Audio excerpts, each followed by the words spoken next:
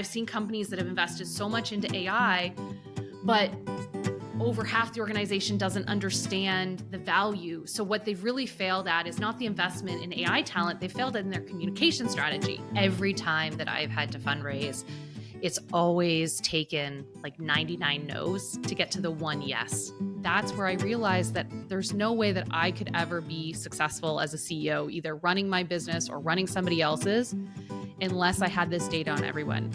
Welcome to The Parallel Entrepreneur, where we dive into the minds of entrepreneurs who push beyond the limits of a single business. Learn how these visionaries invite creative synergies to flow between multiple and oftentimes diverse enterprises simultaneously. Whether you're just starting out or managing multiple ventures, you already think outside the box. And this podcast will inspire you to recognize and tap into the power of parallel entrepreneurship. Welcome, everybody, to the Parallel Entrepreneur Podcast. I'm your host, Mark Cleveland, and today I'm excited to welcome Caitlin MacGregor to the podcast. Caitlin is the CEO and co-founder of Plum, a company that is revolutionizing the way organizations unlock human potential. After building two businesses for other people, Caitlin set about to create Plum to tackle one of the biggest challenges in the workforce, ensuring that people are matched to roles where they can truly thrive. And in doing so, she's helping businesses thrive as well. Caitlin's actually a force of nature when it comes to talent innovation. She's a sought-after speaker at global events like CES and HR Technology Conference. She's been quoted in the New York Times, the Globe, and Human Resources Executive. And beyond her many accolades, she's actually been the 2024 honoree as one of the top entrepreneurial winning women in North America. What stands out about Caitlin, at least in my experience, is her deep commitment to helping people and organizations realize their full potential. She's a leader who inspires by example, and I can't wait to dig into her journey, her mission, and the lessons she's learned along the way. Caitlin, welcome to the Parallel Entrepreneur. Thank you so much for having me. I'm excited to be part of your show. Well, and you are the attraction. Personally, myself, I've co-founded a number of companies, and this co-founder entrepreneurship thing is more than a pattern. We see it more often than single visionaries launching a company. And in your case, your co-founder is your chief product officer and your husband. Let's jump right into the lessons from the desk of a CEO in co-founder dynamics. It's really funny because most people, when they think about their co-founder being their spouse, most people go, "Oh, I could never work with my spouse." And in my case, it's a superpower. It's a big differentiator because they talk about how lonely it is at the top, and they talk about, co-founder problems that happen later. Like, there is nobody better to support you and to share in the experience and to fill in the gaps and compliment you than somebody that has committed their life to being happy and successful with you. So for me, it's this huge advantage that I have somebody unconditionally there to be aligned to the success of the business. And, we have completely different strengths. We support each other in completely different ways. And it has allowed me to really take this journey as a long-term marathon rather than a short-term sprint, because we can, support each other, not just in the business, but also in our home life, to make sure that that there is a healthy work-life balance, that there is a healthy part of this journey. So much of that being alone at the top as a CEO and doing it alone and not having the right kind of support is that, it can sometimes really lead to unhealthy work-life balance. It can lead to really unhealthy habits. But because I have a partner in every aspect of my life helping me do it right, it's been fantastic. And we worked together at somebody else's business first. So we got the training wheels, we got the executive coaching under somebody else's, banner, and realized that it was a recipe for success to continue to work together before then doing it ourselves. So we've actually been working at the prior business that we built for somebody else and then decided to go into business together. And we've definitely learned a whole bunch of kind of do's and don'ts to make it a really healthy, successful relationship. So you are the CEO, and we were talking earlier about the CEO's journey, raising funds, experiencing imbalance in the marketplace. and in venture capital fundraising. You're 13, you and your husband, your co-founder, Neil, right? Yes. Are 13 years in this adventure. You've got a tremendous amount of lessons, and most of the people involved in listening to Parallel Entrepreneur are super curious. They want to know about how you balance the work life. So let's go ahead and stick with that, between your venture and your family. But they're also really interested in how do you balance growth capital from venture sources or from investors and really growth from customers. So I'm curious about how you approach the balance in work life from a specific hack perspective, and then how you're approaching 13 years of capital raising experiences and growing a company through customers investing in your product.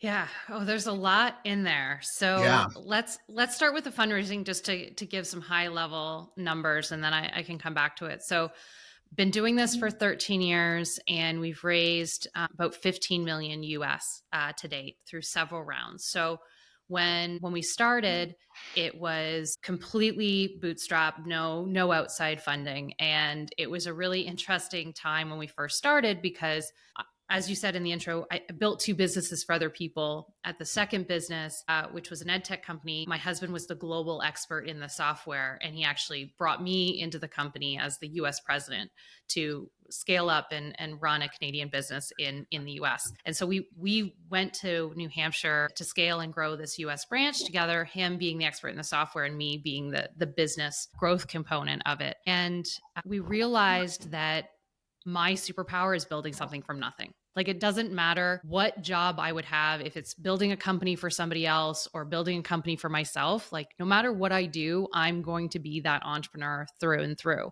And we had the experience of working on completely different initiatives where, he was working 9 to 5 and training teachers, students, and parents on how to use software for students with learning disabilities, how to be successful. But it was a very 9 to 5 job. And then there was me, building a business from scratch, the first business. And it's really hard. I mean, anybody that's an entrepreneur married to somebody who's not an entrepreneur, we know that it's hard to be on the same page. Like it's like we're driving at completely different speeds, and it's hard to be on the same page.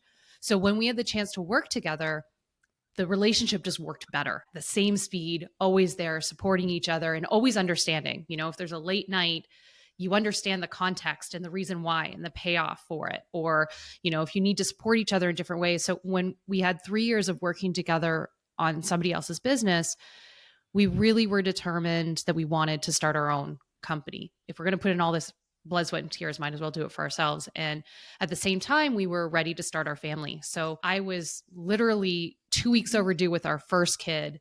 And Neil came home from the office and said, I've got this idea of what we should do. And we were looking for an opportunity to start our own business and move back to Canada while we grow our family. And so and I'll get into the founding story, but we decided to start this business together as this idea that, I'd be on maternity leave and we could just do this off the side of our desk, which I think was incredibly naive, but it allowed us to, while we still had paychecks, kind of start to validate our idea.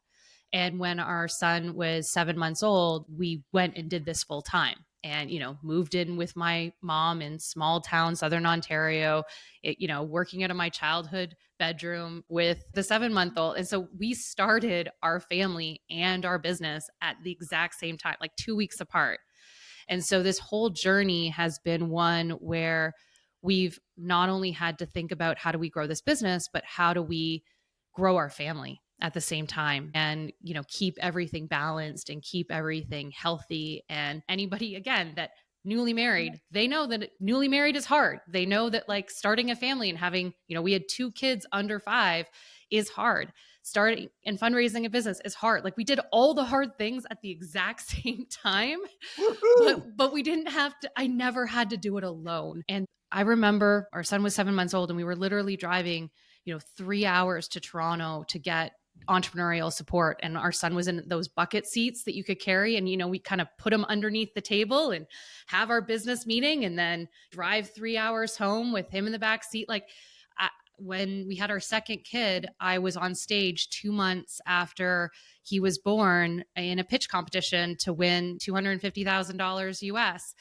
And my husband was in the green room with the second kid in a bucket seat while I'm on stage pitching. So part of this whole thing is just recognizing that you're it is helped to have support along the way and to never really feel guilty. Like if he needs a late night and that means I'm on kid duty or, dinner duty, then there's no resentment. If I need to fly to go somewhere for a week for work, there's no resentment because we're always helping each other. And along the way, that's led to $15 million of fundraising through various rounds of funding, from 1.5 million of angel funding.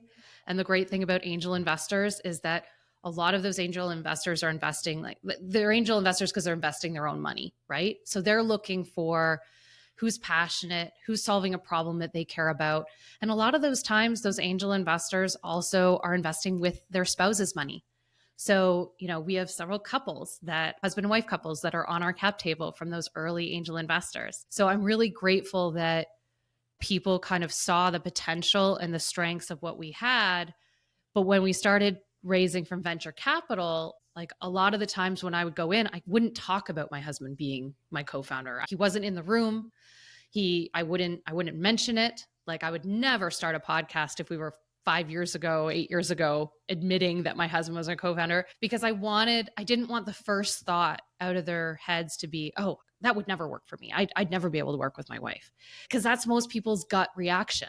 Like, I'm wondering how many people that heard that in your intro, their immediate thought in their head was, oh, I could never work with my spouse. And because we don't see it as the pattern, we hear about in Hollywood, all of the divorces and separation of assets and how messy it is. Like, people know the statistics around divorce are over 50%. They know that small businesses, the chance of failure are so high. So there's this internal fear that it's not going to work out. So there was a lot of bias that I had to handle, where a lot of people, that was an immediate red flag. And it wasn't until we found investors that had invested in couples previously, and those were the winning ones. They didn't have the divorced co-founders that were complete strangers and had no loyalty to each other. So it's been this big journey of kind of going against the pattern and getting people to see that there is a different way of doing things. And when I talk to other women that are CEOs, a lot of us are married to our co-founders and have had to deal with just not putting it front and center. And it's only now, after years of success, that I can kind of talk about it. Yeah, you get insulated a little bit so you can dive into it authentically and really identify it as a superpower. And I'm interested in this idea that parallel entrepreneurship is really the unleashing of potential everywhere. And you have to stop accepting the external judgments and failures of other people who are not actually in your business making decisions. They may decide to invest. They may decide not to invest. They may get enchanted with the story. I really think that this is about not fitting the pattern. And the lessons from not fitting the pattern are so many. Let's dive into a little bit about what you learned about raising capital fast versus raising capital slow, or not raising capital at all. Did you decide that there was a point in time when you're not going to bother? Yeah, part of the thing was that when I was raising, let's say 8 years ago, there was this thought that you could just run out and do a 3-month process and you would end up with millions of dollars. And in every time that I've had to fundraise, it's always taken like 99 no's to get to the one yes. And unless you are starting day one with a Rolodex of 100 people, you can't just run this process of, oh, I'm telling everybody that I'm starting and it's going to close in 60 days. Like, it doesn't work that way. I've realized that I've had to take a lot of time to grow that Rolodex. Most of our customers are in the US, but because I'm in Canada, just my natural proximity, my network was Canadian. And so if you look at where the money is, if you are in San Francisco and you are having coffees every day with different people, you can grow that Rolodex really quickly through referrals. But if you aren't right in the heart of Silicon Valley, or you're not right in the heart of New York, and you have all of those existing connections, there's a whole bunch of energy and time that it takes to build up that Rolodex and to have people vouch for you. If you're not known, and especially if you don't fit the natural pattern, you don't look like Mark Zuckerberg, you don't have Mark Zuckerberg's background, then if you don't fit that pattern, then you have to have a lot of people that do fit that pattern to vouch for you, to give you that credibility. Unless you have rocket ship numbers and your numbers just are already putting you in the top 5%, it's really hard to stand out from that crowd. So it's like any sales process. I've had to go through, like I said, 99 no's to get to the one yes. And so I have found it can take a year. It can take 2 years sometimes. It can take, a year to get the first part, but then to get the second part, another year. Like it's always incredibly time consuming. And one of the things that has changed in the last 2 years is that the playbook for tech companies in terms of raise a lot of money, grow at all costs. The name of the game is to grow exponentially. This idea that Reid Hoffman put out of blitz scaling, where by spending $1, you're making an investor $2. Y Combinator had this whole playbook of exactly how to fundraise and how to run this process and all the do's and don'ts of how to fundraise. I personally think a lot of that's gone out of the window in the last 2 years because the valuations have changed, the access to capital has changed, the market is changed. And so a lot of that playbook for fundraising, I really now in hindsight second guess if we should really be telling entrepreneurs moving forward that that's the game that they should be playing, because so much of that climate has changed. Yeah, it has a lot to do with your why. Why are you in it?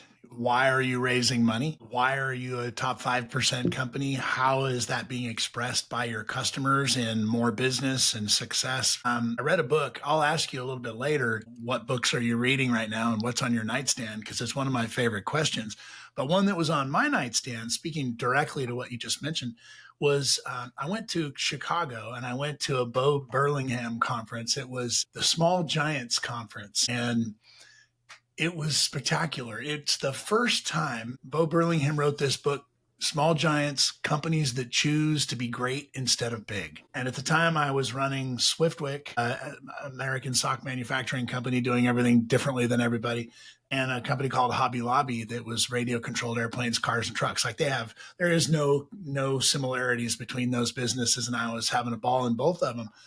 But I got this pressure from investors, or from myself probably, to scale Swiftwick. And then I went to this conference and I got permission really for the first time that I didn't have to scale for scale's sake. The purpose of this business and the people that were around me engaging, trying to help me grow it and teaching me how to grow it. We could just be the world's best in our small category and be a giant and own that category and just not try to be Under Armour. That was super empowering for me. I'm hearing you talk about this similar lesson for you. There definitely has been an understanding that I think that there's a lot of pressures that we get of what success looks like. Part of being, for example, part of the entrepreneurial winning women through EY, we're a class of 20 women. And so I was in a room with 19 other women, only 4 of us from Canada, the rest from the US. And a lot of those businesses their sales were quadruple what mine are, or if not significantly more, but some of them have never raised money. And when they hear how much money I've raised, in their eyes, I'm so successful. But for me, I'm like, you know what? If I didn't spend that year going through the 99 no's to get the one yes each time I fundraised, like I'm talking the 13-year journey, there's probably a good 4 years straight of fundraising if you add it all up. If I had taken that time to be becoming the best instead of at fundraising, but the best at sales, like I really saw myself as an operational CEO. I'm somebody that can come in and put the maturity of how to grow the company and have a really healthy company through and through, from everything from finances, all to your people practices, to your operations, to your goal setting, to the alignment of the company. Like I was an operational CEO, but I didn't know how to be a sales CEO. And it's taken me working, you interviewed Jason Putnam, who's our chief revenue officer. He has taught me how to become a sales CEO. And I just think about if I had taken all of that energy in fundraising and learned how to sell. And I mentor a couple of startup CEOs. And the thing is as CEOs, we always gravitate towards the thing that we have strengths in. And so I let other people sell. And what I have seen with the most successful businesses when it comes to growing revenue is the CEO knows how to sell their business. They may not be the only one, but they know how to sell. And I feel like it was a mistake, all the mentoring and all the courses and all of the tech playbook that was jammed down my throat was all about fundraising. And that's what I got really good at. And I just think that not only has the environment completely changed, but we need to be encouraging every CEO that sales should be the thing that they're spending the majority of their time on until they truly have product market fit, where it's rinse and repeat. But as we learned, at least in my industry last year in 2024, the market changed, like the market conditions changed. And so it means that you have to find product market fit again. And so the CEO is the best person to find that product market fit, because they can iterate until things are back perfectly fitting. And so fundraising was not easy. There was a whole bunch of pattern matching that I did not fit. But I persevered and I found that yes. I kept going until I found the yes. And I kept, developing those networks until I found people that were aligned to what I was doing. And I'm very lucky that I succeeded. But honestly, my biggest advice to entrepreneurs is it's not about fundraising. It's about growing your business through customer sales. And it's better muscle to build than learning to play the fundraising game. And frankly, you should only be fundraising which might be interesting, because you can bring a company into the top 5% through execution. And I've heard you use the word healthy so often so far in our conversations. And I love the focus on that. I don't think that you're unique in that approach, but does the feminine approach to leadership tend to make you focus on that word and on that metric as a part of how you view things? That is a really great question. I've said it kind of like that, but never been asked it like that. So let me just take a second. I mean, it's a great question. So there was two definitive moments in my journey. One was that the second business I was building right before Plum, I was newly married and I was working around the clock. I would go to work at 9:30 and I wouldn't come home until 10 all the time. And it was the age where the Crackberry was out. So Blackberry, work just never, you were always, always, always accessible. And it was kind of the first generation of that. And I was newly married and I came home and we had a best friend that lived in our apartment building who had been a .com boom bust entrepreneur and had left the entrepreneurial world. And he said to me, Caitlin, if you keep going where you're never home, you won't have a marriage to come home to. And I was 27. He kind of said, like, you're having lots of success being an entrepreneur and building a business from scratch. But it's coming at a huge cost. And if you're already having this cost this early, year one of your marriage, you won't have anything to come back to. So I started seeing an executive coach, and the executive coach said that I was too agreeable. I was constantly saying yes. And by constantly saying yes, I was becoming a martyr. So that if I got hit by a bus, the whole business would fall apart. And that was very empowering, but not healthy for me, not healthy for the business. And I needed to learn to say no for everybody's benefit. And so I started seeing an executive coach, and that was helpful. But then years later, I started seeing another executive coach who was in Silicon Valley, but he was originally based from Germany. And he just had a completely different approach. And his idea of being a successful leader was that you needed to lead from a place of love and care. And he kept saying, like, a true leader, the best leaders, Caitlin, lead from a place of love and care.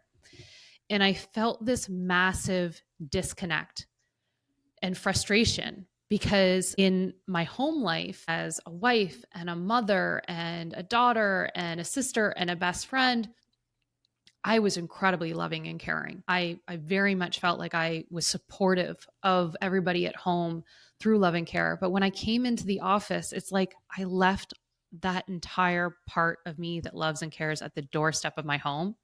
And I'd come into the office and I'd be so transactional. I would just care about getting the things on my to-do list done. And I was so focused, like blinders on, to get the to-do list done and to overachieve and to over-execute, that I just didn't have the love and care. And it was so frustrating feeling like I was these two people and that I was failing as a leader because I couldn't access that other part. And I spent a year really integrating these two parts of myself. And it was all these feminine characteristics, and men can be feminine too, but like these feminine characteristics that I had in my home life that had never been modeled to me in the work life. And so I had no kind of role models as to what that looked like to figure out how to authentically, become whole and to take these strengths in my home life and build them into how I could be as a leader. And I would say Brené Brown is a great example. You talk about books. Right. Like, I really think she is a great example of modern leadership styles and how we have to model. Like, I model to my employees all the time that if they need something and they need support, they need to ask for it. So how can I model that unless I'm being clear when I need support and what's going on in my life, and that it's okay, that I need to go and do X, Y, and Z for my kids, and I have to miss that meeting. Can we reschedule it? If they need to do the same, and I'm like, oh, it's okay. Like, they need to see me modeling the same thing that I expect from them. So it took me a long time. It wasn't easy, but there was this point where I learned to integrate that feminine side of me into how I was a leader at work, and learned how to lead from a place of love and care and supportiveness. And that made me realize that, having employees that love where they work, like, we have to drink our own champagne. So Plum is about, if people flourish, then business thrive. I've got to create an environment where my employees are flourishing. I need to be flourishing. We have to drink our own champagne if we're going to demonstrate that our product works and that customers should be buying this. Like, we have to do it first. So I eventually figured out how to integrate those two through executive coaching. And that's where it's recognizing, what does success look like? And it's that happiness. Can our employees happy? Is the business doing well as a result? What is needed? And a lot of the times, that old model of, I'm the boss, here's a paycheck, your job is to shut up and come to work and do what you're told. Like, that model is dead. And companies that are still trying to run that model, they have employees that are just dialing in the paycheck. They're not really engaged. They're not really producing high quality work, because they know that the employer doesn't care about them. So why should they care about the company? So you need the healthy symbiotic relationship and this healthy supportive commitment relationship from both sides if you're going to expect to drive success in your business.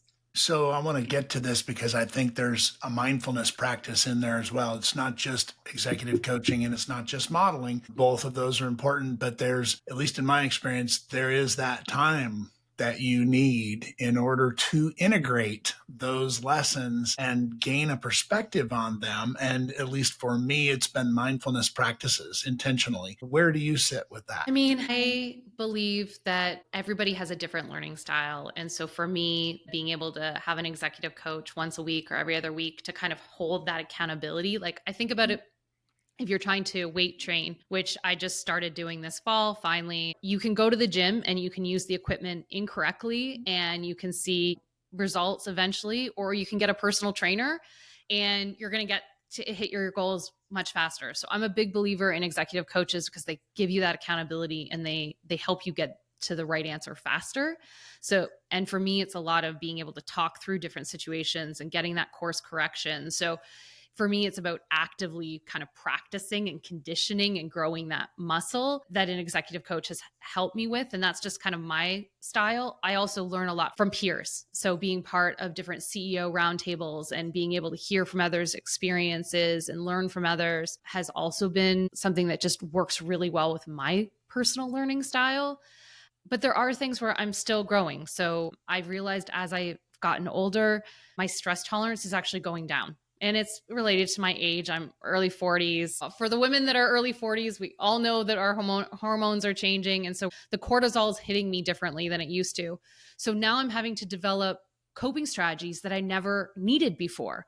Like, I've been an entrepreneur kind of my entire career, 13 years doing it on my own. But now all of a sudden risk feels harder to take to some extent.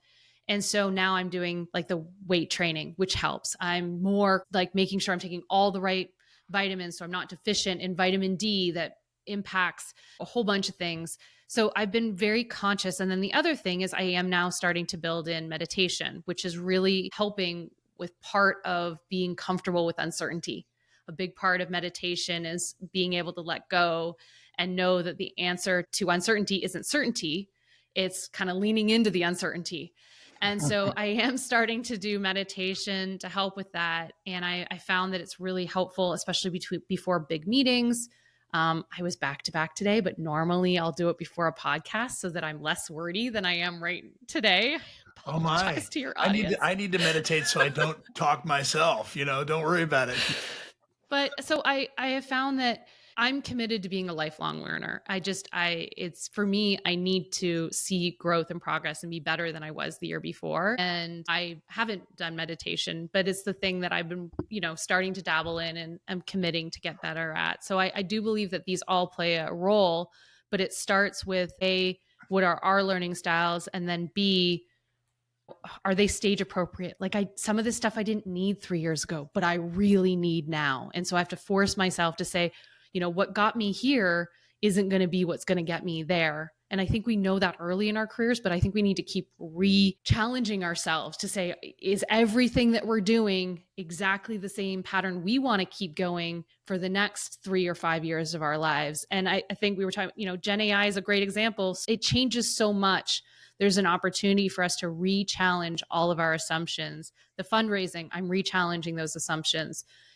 How you scale, I'm re-challenging those assumptions. How I handle stress, I'm re-challenging those assumptions because my biology and my hormonal balance is changing. So it's like really committing to, I think, that self-awareness. I think the thing when you were talking about mindfulness, for me, it's like, am I truly self-aware and am I doing the right things to kind of create that proper balance where everything in my life is optimized?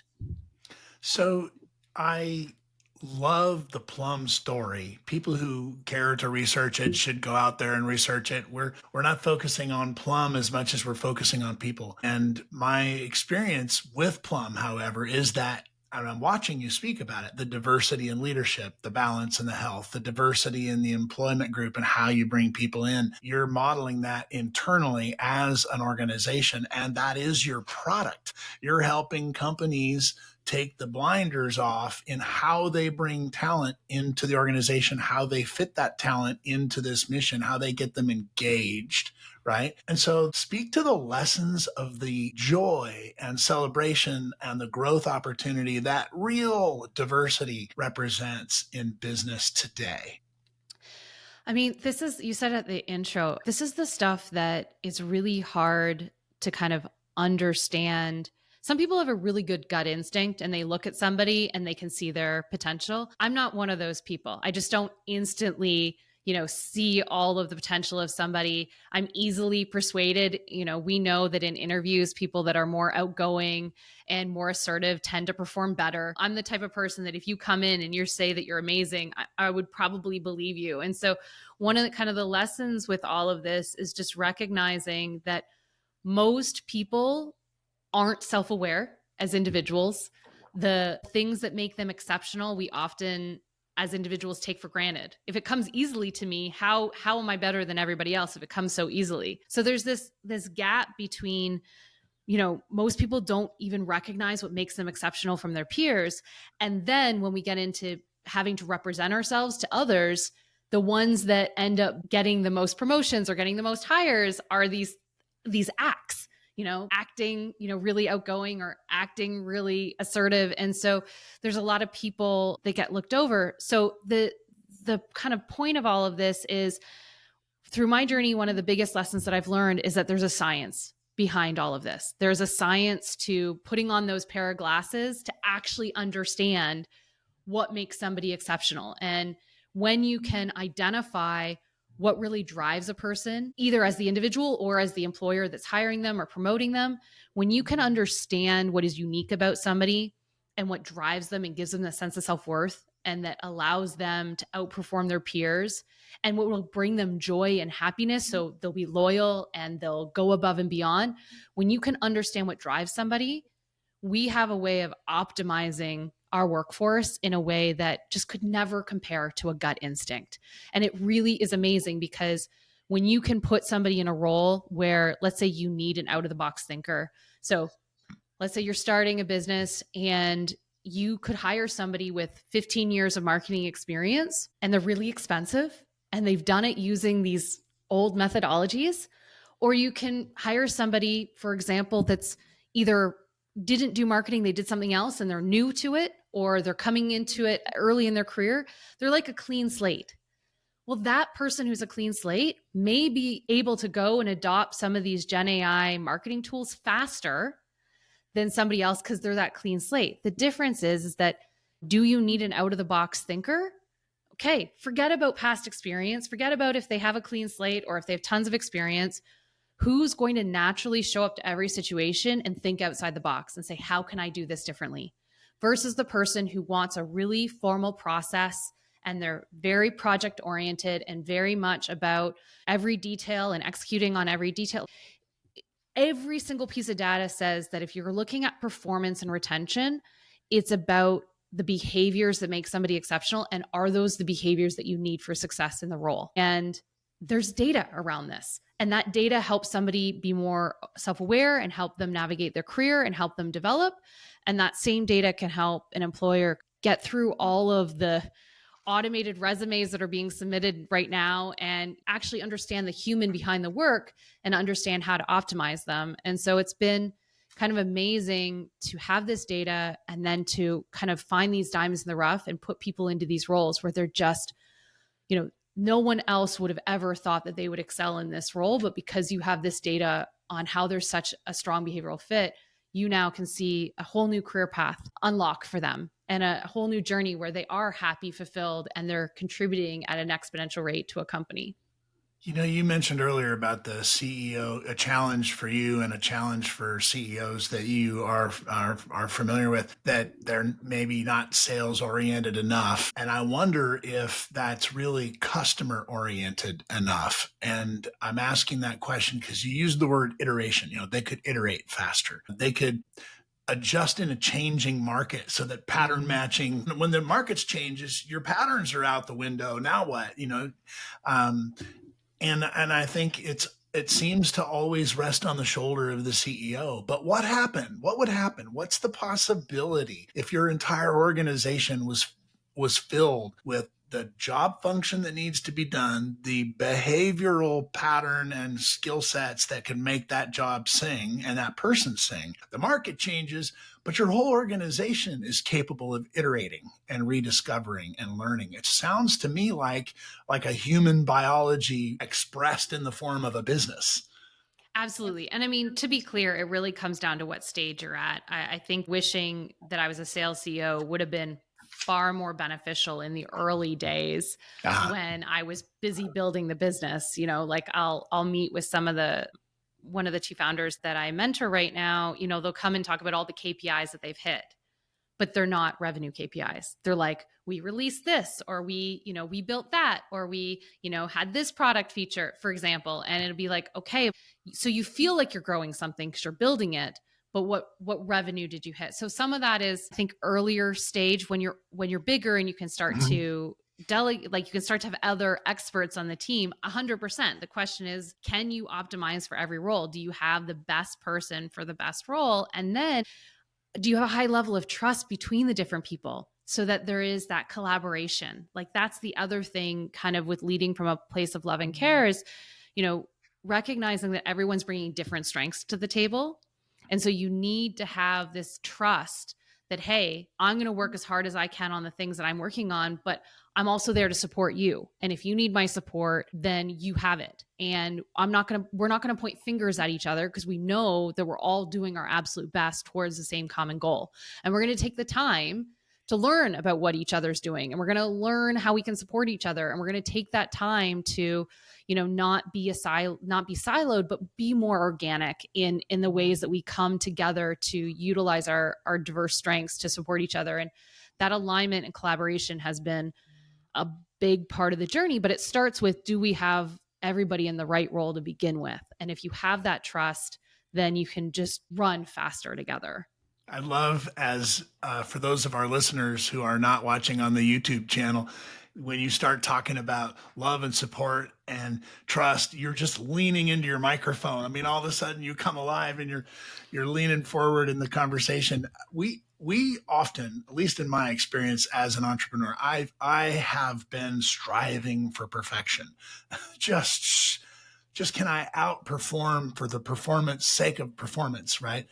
And perfection, ultimately, as I've aged a bit and I hope become a finer wine, I've learned that just creation is the thing. And create and release, iterate, lean into the discovery process and the uncertainty, because you can't press. Certainty is no fun. Certainty, in fact, certainty, at least in my experience, does tend to make me unopen to other perspectives. Yeah.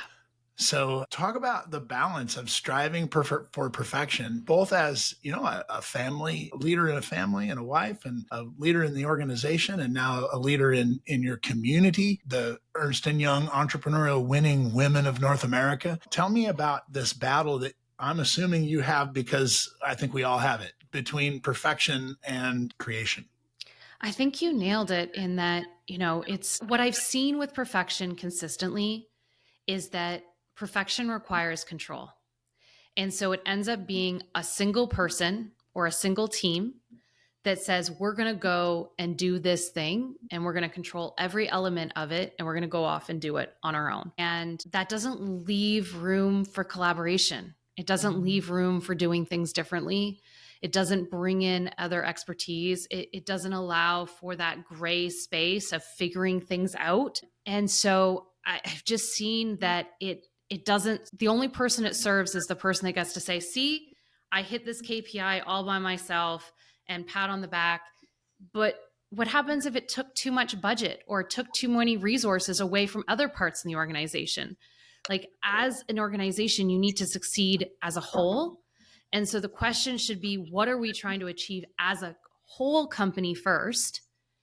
And does that require collaboration in order to create the best outcome? And if so, collaboration is uncomfortable because you don't get to control everything outside of your department. You don't get to control all of the elements. So you have to be open to other people coming into that solutioning. But what I see when you have that kind of alignment, when I see that kind of collaboration, I see much better results, much better approaches, ones where we're balancing the resources, not at the cost of something else that could have been equally as important. One of the things that I did kind of as an outcome of this executive coaching is I ended up taking this professional development course called the Collaborative Operating System. And it was more about just teaching the importance of why you should collaborate. Like, why collaborate when you can just go off and create this perfect result on your own or with a small team that you can control? And so it took a long time to understand the value of getting buy-in and that sense of shared ownership, and how you have more people that come along and more power behind what you're doing because you have the collective involved in doing it. And so it took a long time to understand why to even choose collaboration over other solutions. But as a result of that, I ended up designing a unique, our own system for creating goals and creating KPIs. I really Let's dive into that. Yeah. So I call it the collaborative operating system, or the company COS. So think about your operating system on your phone. So what's that COS, company operating system for your own company? And we start with, what are we trying to achieve as a company first? And, annually, and then how do you break that down to, okay, this quarter of that annual goal, what are we going to accomplish? And the executive team is responsible for accomplishing whatever full goals as a company we agreed to, which means you don't have a goal for the revenue team. You don't have a goal for the product team. You don't have a goal for the engineering team, a goal for the finance team. We collectively, as an executive team, say, what are we as a company trying to accomplish? And ideally, that's something that requires lots of us to input on. Like, if we have a partnership strategy, okay, well, how is all of the different departments, how is finance contributing to a better partnership strategy? How is product needing to think about how they can increase that product strategy by 10%? How is engineering, like, how do we align all of our resources towards these, 3 to 5 goals that are so important and critical for the business to progress? And it just is such a different way of thinking about it than, okay, what's the head of marketing going to go off and do and succeed with? And what's the head of engineering going to go off and succeed in? Because you can have every department leader hit their goals and the company run out of resources or energy or budget to accomplish any of them successfully. Or sustain them. But it's super uncomfortable because you no longer have full control of that goal. You have to work with others and the trade-offs of resources, time, budget, money, but it's so rewarding because you're not alone either. You're getting that buy-in. And then this goes back to people and their strengths. The idea is, if you've got some people that are great at thinking outside the box, that are great at innovation, and you've got some great people that are great at persuasion, you've got other people that are great at working on teams, you've got other people that are great at communication. The idea is that when we have to communicate the plan to the company, I know who's the best at communication that I'm going to lean into to help me communicate that strategy. If I need to, figure out how two departments are going to work together in a brand new way, I know to lean into the person who's strongest in teamwork to make that happen. And I'm not going to get mad at the person who's really, really strong at teamwork for not coming up with a better out of the box idea.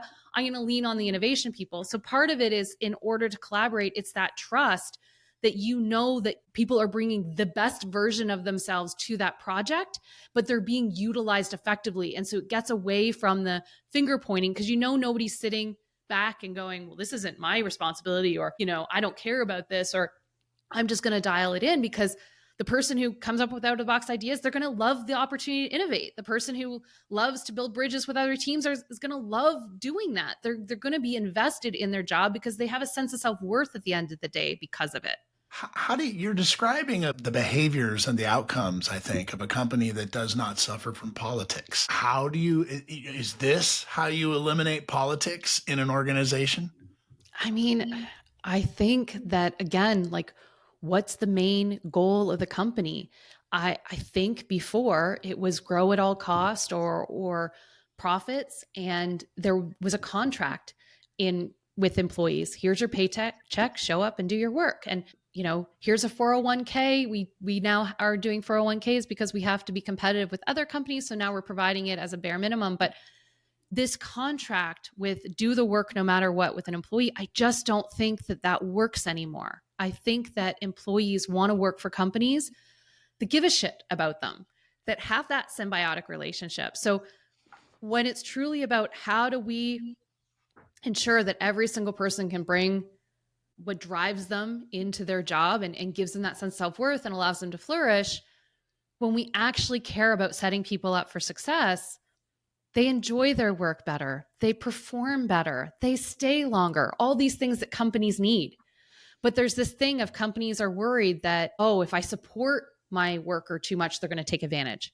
If I care about this person too much, they're going to take advantage. Instead of, no, if you actually started caring about them, they may care about you and actually do their job with this incredible output. We have to change the relationship to the best of our ability. I mean, there are still financial constraints. There are still constraints that there have been times in the past where I have had to let really amazing people go and had nothing to do with them. There are constraints in the market. Spend has to change, things like that. There are always going to be constraints. But I think if the idea is we want to maximize the output of the company by maximizing the output of our employees, and the way to maximize the output of our employees is to actually set them up for success, then the politics go away because everybody's aligned to a much better outcome that benefits everybody along the way, where it's not about taking advantage of people and expecting that they're just going to be okay being taken advantage of. So your life must have had a failure involved, a spectacular failure, a fail fast, a fail forward, whatever the sort of term of the day is. I like to call it a spectacular failure because it's a spectacular opportunity to learn. Talk to me a little bit about your spectacular failures. So this probably isn't fair, but I'm going to throw this one in here just because people might be wondering. The failure was the spark for starting Plum. So I built these two businesses for other people. I can tell you, in the prior business, lots of failed hires, lots of people that look great on paper, didn't work out, people that you spend a year hoping that they're going to be the kind of succession plan, didn't work out. So I'd seen kind of the cost of bad hires. But when Neil and I went to New Hampshire to start up the US branch of this Canadian edtech company, our executive coach at the time said that if we screwed up that first hire, it'd be a loss of $300,000 on the business. So my jaw dropped, being like, day one of being president of this US branch, I don't want to screw that up. I don't want to lose $300,000 from a bad hire. And I had seen firsthand how realistic that is to do. So we ran an experiment. We used a psychometric assessment, a personality cognitive assessment on all 80 applicants that applied for the job. And two candidates stood out for different reasons. One was perfect on paper. He had a master's in education, 5 years of relevant work experience. He was the golden boy by every measure. My CEO back in Canada was like, this is the perfect guy. You've got to hire him. We're so lucky. Really expensive salary, like all of it. But the assessment showed that he had a mediocre work ethic, but he was hired anyway. Then we had somebody else who, out of all 80 applicants, was the highest scoring applicant. She was in the top third percentile of the workforce for overall productivity. And my executive coach said, you'd be an idiot not to hire her. She's 1 in 1,000 statistically in terms of how likely she is to work out. So we got permission. We ran an experiment, hired the guy who was perfect on paper and the woman who had the highest assessment scores. Well, 3 months later, the guy's fantasy football team was doing really well, but he was only doing 10% of his work. The woman, on the other hand, was doing all of his work plus hers, and within a year and a half had replaced me as acting president while I went on maternity leave. And the punchline is she had 2 art degrees. Her only work experience was 7 years of waitressing, and she didn't even know how to use Excel.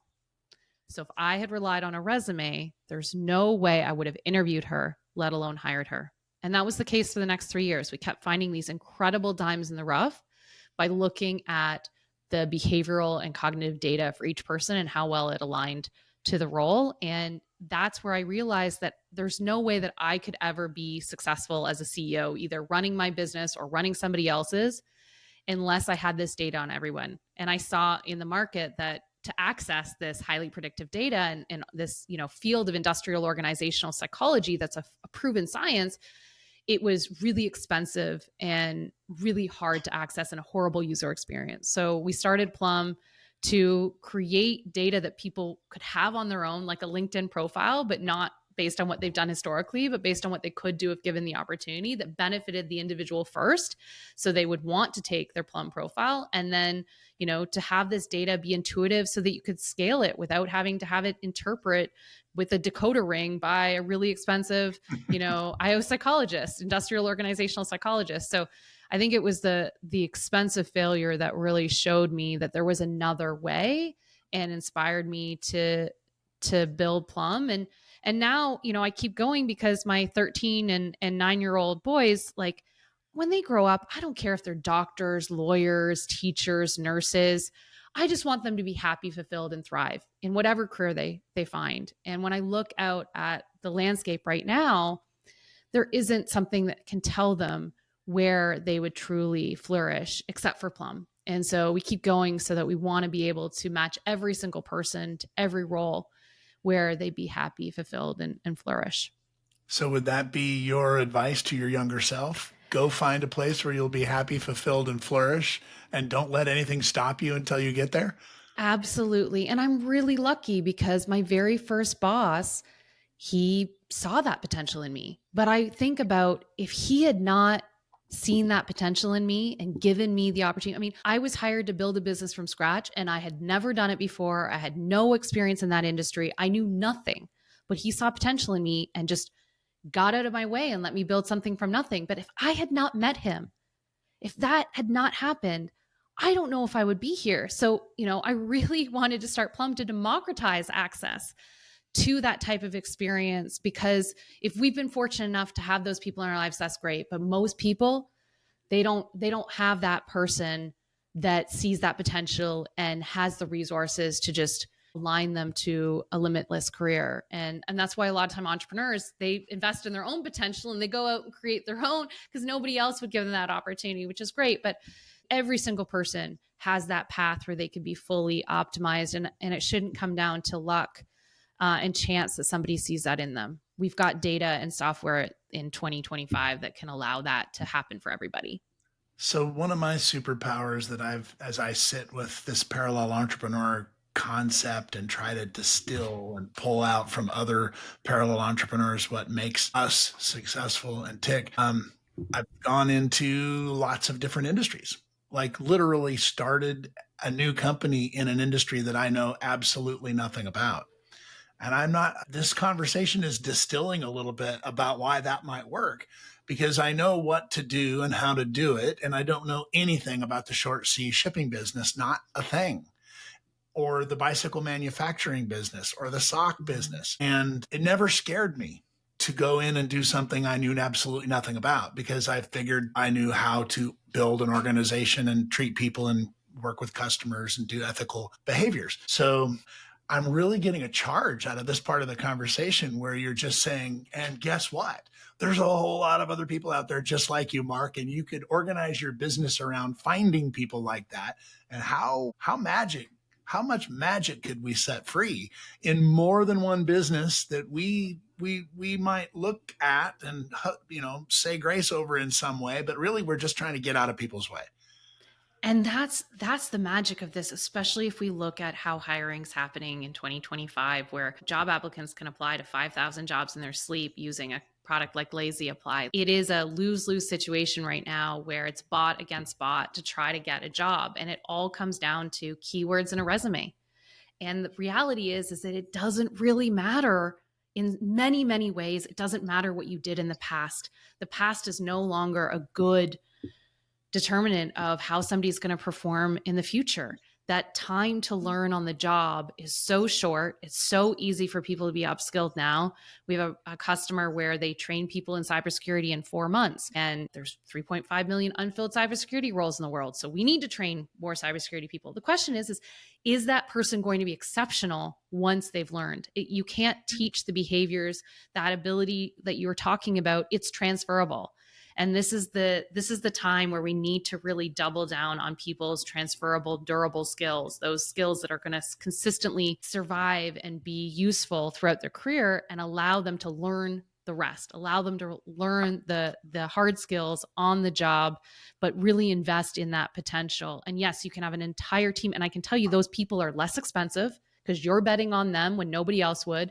And they are so loyal. They are excited to stay with you and to grow and be part of that journey because you bet on them. So they're going to bet on your company too. And so it really is a differentiator to access pool of talent that your competition's not accessing, and to get that higher performance and to get that increased retention. So there's probably a question that I know you to be somebody who's highly prepared. You're always well prepared. So tell me the question, and I'm imagining, go ahead and answer the question that I didn't ask you that you thought I would. What book am I reading right now? Well, I already told you that one. Okay. Well, yeah. What is the question you said, I'm going into the Parallel Entrepreneur podcast. Mark's going to ask me some questions. Which one should I have asked and I didn't? And which one did you have an answer for that I didn't answer yet? Oh my goodness. I mean, the one that I just think everybody needs to talk more about it, and I've been hinting to it, is just the impact of GenAI. I mean, we're not going to have robots taking our jobs. We're going to have robots taking the tasks. But that really asks, like, how, because that contract is going to look differently between employer and employee, like, are we really understanding how we could do things just entirely differently than before? Like, really challenging our assumptions. And that's where I think, seeing employees truly as potential that we can leverage in brand new ways, because we're not just repeating what we've done historically. We're building businesses in entirely different ways, and they can look very different than before. And I mean, listen, if you're a brick and mortar business, like, that's not necessarily what I'm talking about, but there's so many businesses where we can reinvent a lot of the tasks that we were doing historically, and we can do them more efficiently than before. And so how do we really understand that there's an opportunity to do things differently? One of the best examples that I heard, and it's a bit long to explain, but I'll try to do it quickly, is when electricity first came into the market in the early 1900s, they actually didn't make more money than steam run warehouses. And it wasn't until they had about 10 years of doing electricity that they realized all the cost savings, that they didn't need to put in these metal beams. They didn't need to put in these 2-story buildings. They could start building their buildings completely differently when they fully embraced electricity. And then there were tons of cost savings and tons of incremental savings by doing things differently. But right out of the gate, there wasn't a tangible cost difference from a steam powered facility versus an electrical facility. And I think we're at that with AI right now. I think that Gen AI, the value of running a business using some of these Gen AI tools versus how you've been doing things for the last 10 years, it's not super obvious right this second.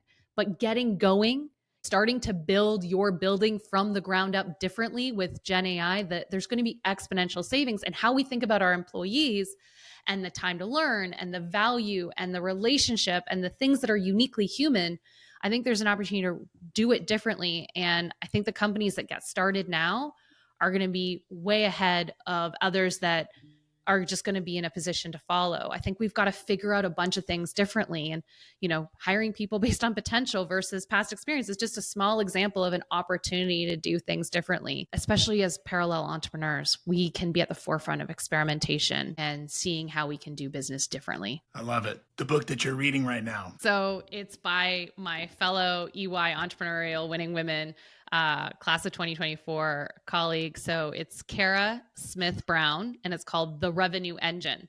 And she's amazing at really talking about that marketing funnel and how to think about it differently and really think about the metrics around it differently, and to make it very quantifiable and leveraging a lot of new tools. And so it's a really practical book, and I'm really enjoying it.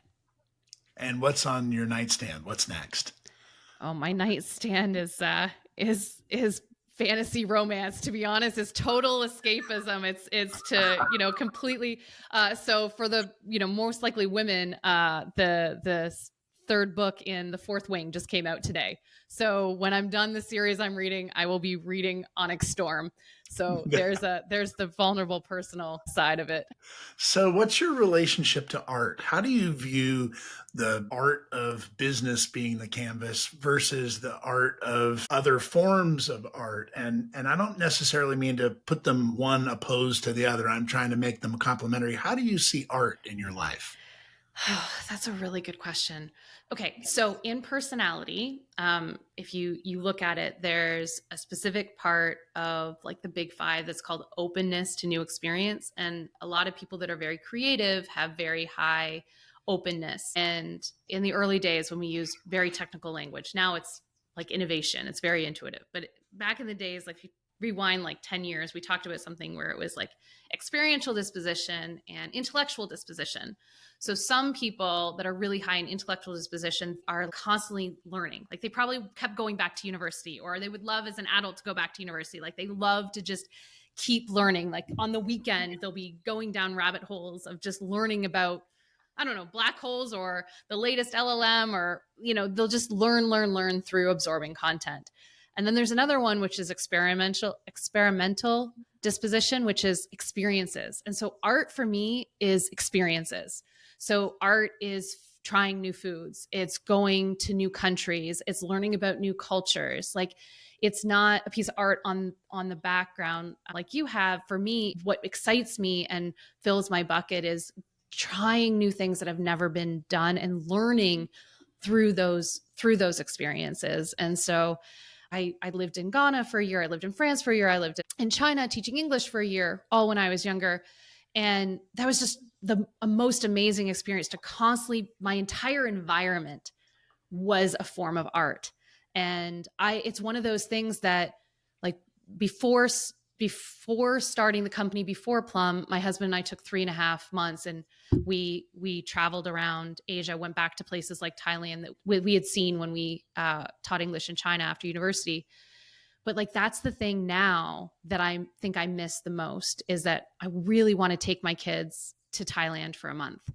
But I like it's on the horizon. It's a big financial commitment. It's a big time commitment. It's a big thing to carve out, to prioritize. And I'm getting closer and closer, but I'm just not quite there that I can prioritize that over all other things. But like, I have this hunger to not only go back to Thailand and have that, all of that art, but to now share it with my kids, to have them have that enrichment. Like I'm more excited about having to share some of this with them.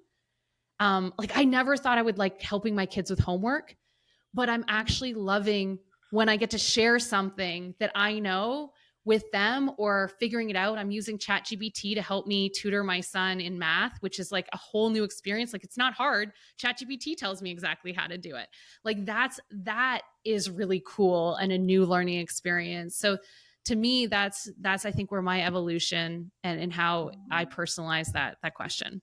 So when we're putting together the dots as leaders, parents, humans interacting with other humans, I think we wind up, my algorithm is a pattern matching, expansive perspective. And part of that, I've been to China, I've done business all over the world. Well, actually, I'm about ready to plan a trip to Thailand. So after this conversation, let's have that conversation. But I'm curious, what do you see next? I mean, I'm constantly looking for the next thing. It might be the next business. Where do you see opportunity just sitting on the floor and you just can't believe people aren't picking it up and running with it? The thing that excites me the most is transformation work. So, I mean, I saw 3 years ago a lot of enterprise companies were like, I'm just going to buy a bunch of technology. I'm going to automate everything. And that's my solution for everything is I'm just going to buy technology. I don't need consulting firms. I'm just going to do it myself.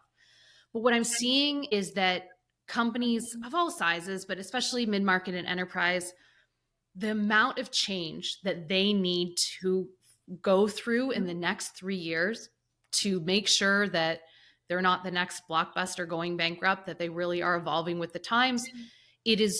There's too much emotion. There's too much change management. It's too easy to point to somebody and make them the ones that failed. And so I see this resurgence of needing consulting firms to come in and do the change management and to hold people's hand and to kind of de-risk it, to say, hey, I'm looking at your competitor and they're doing X, Y, and Z. I've got this higher up view and guiding people around. So I see this need for change management and transformation to help companies get there faster in the next 3 to 5 years that I never, like as a software person, we didn't want to have professional services. We didn't see the value in it. And now I'm like, oh, wow, we are underestimating the amount of change management and the human element to change management and the amount of, we're not utilizing our best assets. Like if you want change, who are your leaders that are best at facilitating change management? I've seen companies that have invested so much into AI, but over half the organization doesn't understand the value. So what they've really failed at is not the investment in AI talent. They failed in their communication strategy. So like, I really see this opportunity for transformation and change management in a way that I think is critical and is going to define the winners from the not winners. And I'm excited because a lot of that comes down to understanding how to unlock everybody's potential. It comes down to aligning everybody towards a common goal. And it comes down to finding a new way to lead people through this, where we're all aligned to the benefits of it versus the fear of failure, that fear of what happens if we get it wrong, that fear of perfectionism not working out, that fear that I need to control everything so I can guarantee that this transformation is going to be successful. Like it's messy, but I feel like there's something really exciting and powerful there that really keeps drawing me into it. And so we've been talking a lot to partners and how can we partner technology with professional services to help get that adoption so that everybody can benefit from it as quickly as possible. Humans are delightfully messy, and so are the organizations that we're a part of. And it's wonderful to have people like you thinking through the opportunities, thinking through the best pattern matching, the best ways to approach innovation, and building companies around it for scale. It's such a pleasure to have you on the podcast today, Caitlin. I'm honored, and let's do this again. Thank you so much. This was great. Hey, thanks for listening to another episode of The Parallel Entrepreneur. And thank you to our sponsors, partners, and the special team behind the scenes that make it all possible. Be sure to like, follow, or subscribe to our podcast and get the latest updates. And to learn more about this growing community of entrepreneurs, our mastermind and companion program for your parallel entrepreneur journey, visit parallelentrepreneur.com. And of course, thank you to all the visionary guests who trust us to share their stories.